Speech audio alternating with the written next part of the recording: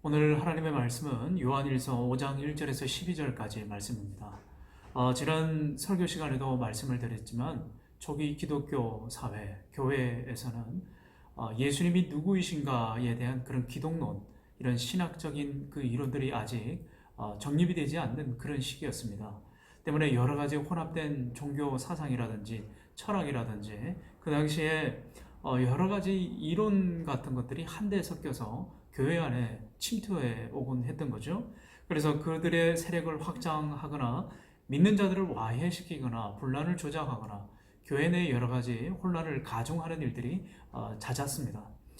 사도들이 직접 보고 또 듣고 체험했던 이런 예수님에 대한 생생한 경험보다 오히려 고대의 이런 철학에 빗대어서 교회의 그 기독론을 오해하고 예수님에 대해서 왜곡하는 거짓 선생들, 거짓 선지자들과 같은 그런 이단들이 출몰을 했다고 하는 거죠. 자, 이들은 예수님을 하나의 사람이지 그리스도가 아니라라고 그렇게 예수님의 인성을 부인했습니다. 예수님의 그 신성, 그것만 인정을 하고 예수님께서 육체로 오셨다.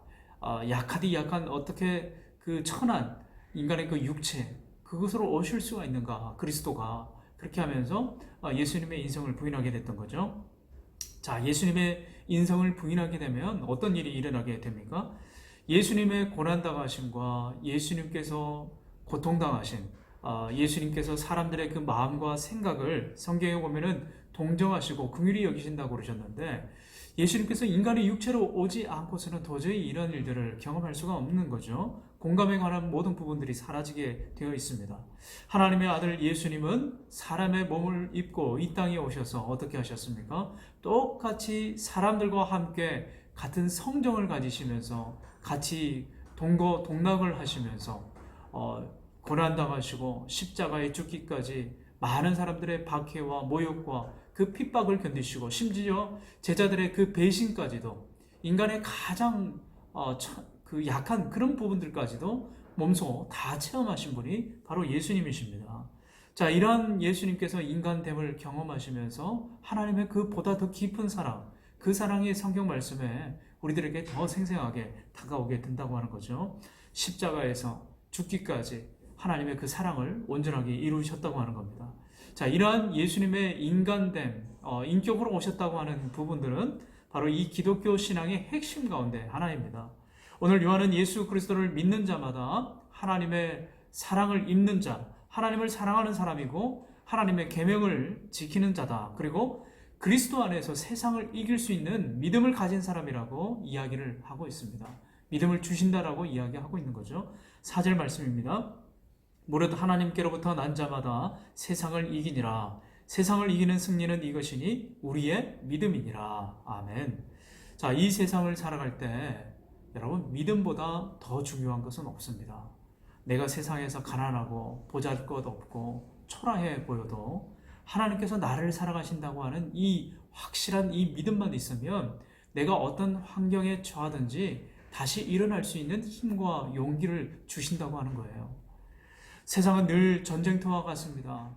약육 강식의 논리, 언제나 잔인하고 냉정한 이 현실이 섞여져 있는, 그래서 언제나 경쟁 가운데 조금이라도 뒤처질까봐 늘 긴장하고 우리 마음 가운데 염려와 불안이 엄습하는 이 세상. 자, 어떻게 보면은 이 냉엄한 현실 가운데 우리는 정말 누군가 나를 위로해 줬으면 좋겠다. 그 위로에 대한 갈구하는 마음이 우리 가운데 있다고 하는 거죠. 여러분, 이런 위로를 우리가 어디에서 찾을 수가 있습니까? 여러분, 성경 말씀이 아니고서는 도저히 그 진리를 우리가 발견할 수가 없습니다. 누가 우리를 위로해주고 진정어린 격려와 참 소망과 영생에 관해서 생명에 관한 그 이야기를 들려줄 수가 있습니까? 오직 성경 말씀밖에 없는 줄 믿으시길 바랍니다. 오늘도 이러한 세상 가운데서 주님을 붙잡는 그 믿음으로 우리가 이 세상을 담대하게 이길 수 있다라고 하는 거죠. 성경에서는 오늘 이것을 다시금 우리들에게 도전시켜 주고 계십니다. 사랑하는 여러분, 하나님을 사랑하시고 그분의 사랑 안에 늘 거하도록 날마다 말씀 가까이 나아가시는 우리 청년들이 되시길 바랍니다.